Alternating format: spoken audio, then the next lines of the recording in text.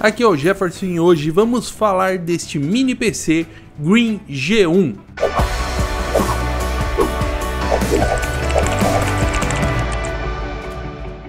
Começando pela embalagem, aqui nós temos uma caixa bonita, estilosa, mais simples, pequena e bem portátil. Isso é muito importante porque ajuda a passar mais fácil na Receita Federal.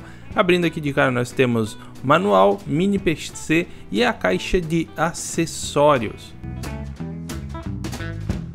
Na parte da frente aqui nós temos dois USB 3.0, USB-C, conector para fone, botão power. Lateral aqui nós temos a parte da ventilação, entrada de ar. A traseira nós temos duas portas LAN, duas USB 2.0, dois HDMI e conector power. No outro lado aqui nós também temos a parte da ventilação. Parte superior aqui ele é feito em plástico, mas é um plástico de ótimo acabamento.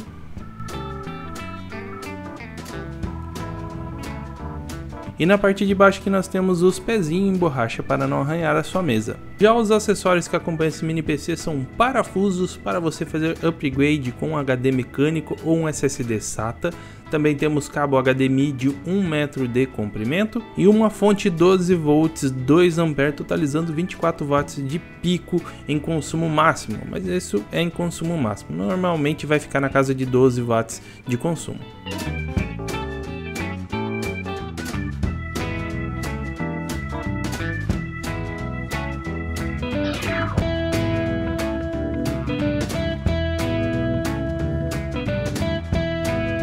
Na parte interna aqui vocês podem ver que fixada a tampa temos o nosso conector SATA que funciona tanto para HD mecânico 2.5 quanto SSD SATA 3. Aqueles parafusos que eu mostrei antes são para fazer essa fixação.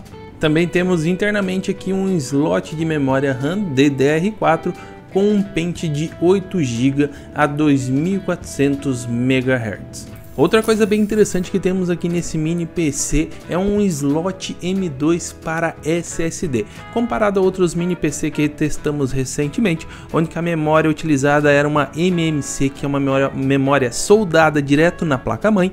Aqui nós temos esse conector M-SATA e obviamente ele usa uma memória bem mais rápida do que o padrão MMC encontrado em outros mini PC da mesma faixa de preço. Fora que você consegue fazer upgrade de armazenamento.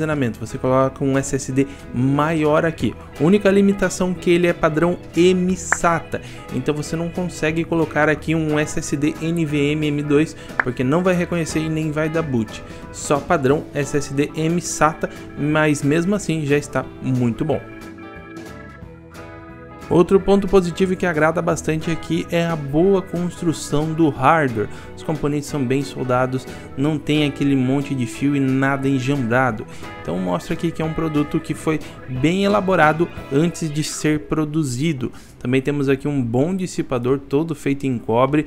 Mesmo o processador aqui tendo um consumo baixo, esse dissipador aqui garante uma boa eficiência, nunca passando de 70 graus, aí mesmo com um uso bem pesado do hardware. Um ponto negativo que você percebe assim que você inicia o mini PC é que ele não possui o idioma português na pré-instalação do Windows nesta máquina. Nada que você não resolva facilmente fazendo uma formatação com o Windows em português. Como ele utiliza aqui um SSD rápido, digamos assim, M-SATA, ele fez a instalação para o Windows em português em menos de 10 minutos. Então, para mim, não foi uma dor de cabeça. Mas caso você não saiba como formatar um PC, fique atento ou peça para alguém fazer isso. Eu pessoalmente não gosto de utilizar Windows em inglês.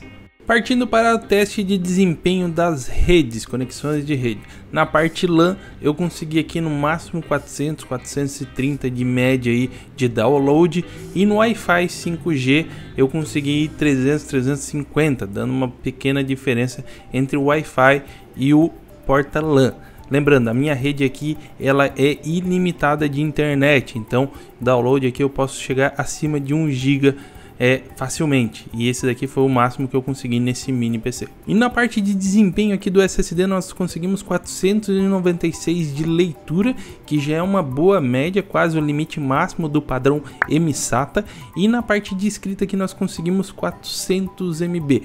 É um bom desempenho para um PC de baixo custo. Então isso daqui está bem enquadrado comparado a outros mini PC que usam memória MMC soldada na placa, que é bem mais lento que esta daqui. E indo para a parte de desempenho da CPU, nós temos aqui um processador Celeron J4125, é um processador com 4 núcleos, 4 threads, com clock base de 2 GHz, chegando a 2.7 com o modo turbo. E nós temos aqui 4 MB de cache para L2. E no benchmark Cinebench R15 nós conseguimos 201 pontos, no R20 443 pontos e no R23 1143 pontos. Essa daqui é a média de desempenho bruto desta CPU. A parte de jogos aqui, mesmo rodando o CSGO com gráfico de CS 1.6, ele não dá FPS mínimo para ter o mínimo de experiência de jogabilidade. Ele roda como fosse uma apresentação de PowerPoint, então desiste. Talvez CS 1.6 mesmo, mas o Go não vai rolar, mesmo colocando tudo no mais baixo possível. Outro game que se mostrou impraticável aqui foi o Genshin Impact. Mesmo colocando ele com qualidade gráfica de PS2, o mínimo do mínimo de todas as configurações, ele dificilmente aqui chegou a 20 FPS. Não tem como jogar desse jeito. Não vale a pena nem você perder tempo baixando tudo o jogo, a expansão, né, que ele já está com mais de 20 GB aí para PC. Então não façam isso, não percam seu tempo porque só irão passar raiva. Já o Dotinha aqui com configurações baixas ali em resolução 720p, nós conseguimos uma boa média de FPS, aí sempre acima de 45 FPS. Eu acredito que já vai dar uma experiência para muitos usuários, mas lembrando, eu estou rodando com todas as configurações no mínimo para chegar esse FPS e também rodando a 720p. Já o LoLzinho eu acredito que iria dar uma média muito próxima ao Dota, porque as configurações de ambos os games são bem parecidas, só que nesse mini PC aqui ele sempre dava erro e eu não consegui testar o LoL. E o último game aqui testado foi o Fortnite, com configurações mínimas do mínimo mais baixo possível, absolutamente mínima, não deu FPS e estava na resolução 720p. Vocês podem ver, a qualidade está bem ruim e esse mini PC não consegue dar FPS na parte deste jogo aqui. Já para o consumo de mídias em 4K, tanto em reprodução com o YouTube em 4K ou vídeos baixados, filmes baixados na resolução 4K, não ficou tão interessante neste mini PC. Talvez com algum player que consuma menos CPU e GPU, ele pode dar um pouco mais de fluidez, mas com os players nativos a experiência foi bem ruim. 1080 até 60 FPS vai tranquilamente, mas quando você aumenta a resolução para 4K, tanto vídeos online quanto vídeos baixados, a experiência não é tão satisfatória. Jefferson, e vale ou não vale a pena esse mini PC? Vamos começar a falar do preço. Ele era vendido em duas versões, 128 GB por 1.130 e 256 GB por 1.190. Pouca diferença, então se vai pegar ele, vai direto na 256.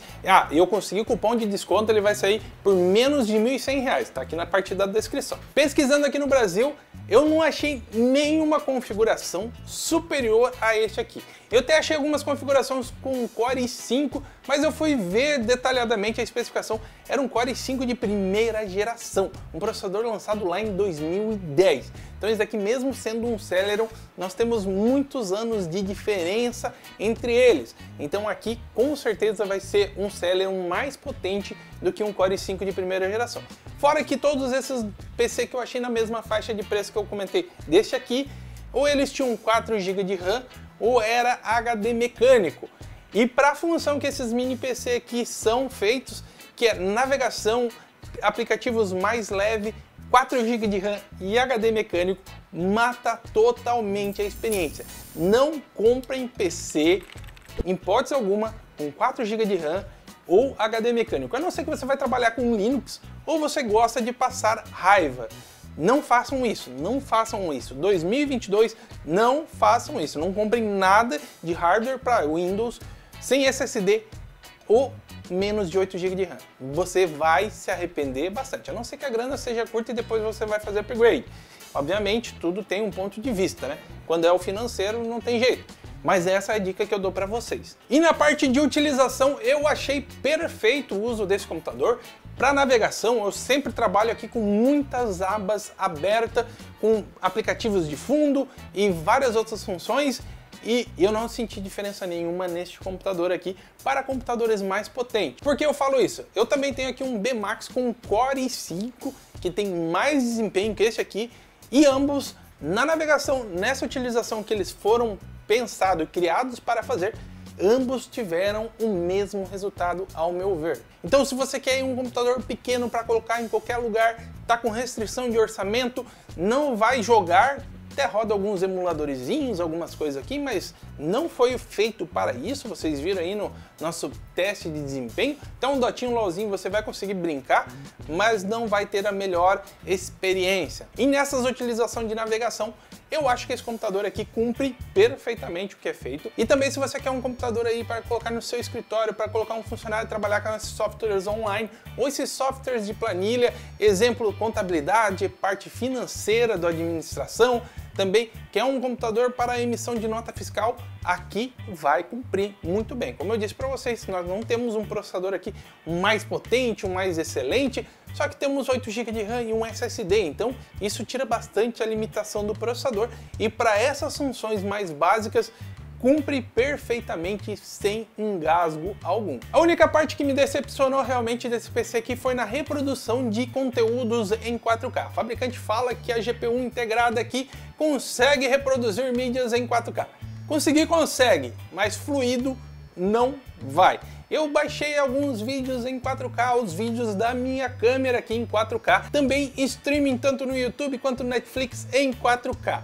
Não fica fluido. Eu baixei vários aplicativos para decoder interno aqui e não fica tão fluido. Então 4K não é para esse computador aqui. Você vai passar raiva falando a verdade. Já 1080p vai tranquilamente, 60 fps sem problema, tanto streaming quanto a reprodução aqui não teve problema na parte de 1080p. Ah, Jefferson, mas eu quero comprar esse computador aí para ligar na minha TV, porque eu gosto de mexer com Windows, é bem mais prático do que os aplicativos de TV, principalmente para a navegação. Eu concordo excelentemente com você, os aplicativos de navegação das TV não são tão boas, principalmente se você quer abrir algum site, alguma coisa. Isso daqui é bem prático para fazer essa função, mas como eu disse, não vai reproduzir 4K. Tem um jeito de contornar? Tem. Você pode ligar aqui um HD externo, baixar o seu conteúdo em 4K e fazer um servidor de dados locais diretamente nesse mini PC. Como ele tem um baixo consumo, você pode deixar ligado direto, deixar os torrents fritando aqui sem problema nenhum, e na hora que você vai ver o seu conteúdo 4K, como ele está num servidor local, na rede local, a sua TV também está ligada na rede local, tem diversos aplicativos que você pode instalar na sua TV e você faz a leitura do arquivo lá dentro do mini PC, no seu HD externo que está conectado aqui, e reproduz na sua TV sem lag, sem travamento, com fluidez. Esse daí é um dos pontos que eu sei que dá para fazer e dá para contornar esta limitação do 4K, porque ao meu ver um dos grandes pontos fortes de público para esse tipo de mini PC é para quem quer colocar ele como servidor local ou servidor de mídia ligado na TV. Então aqui um jeitinho aí de contornar, principalmente se você está com a grana um pouco mais curta para um hardware mais potente. Como eu disse para vocês, eu consegui cupom de desconto, eu vou deixar ele aqui na descrição. Eu tenho alguns outros mini PC que eu estou aqui fazendo análise e logo vão aparecer no canal. E eu também estou criando um mini PC. Comprei uma plaquinha aí da China por R$ 2.200 que tem uma RTX 2060 e um Core i9.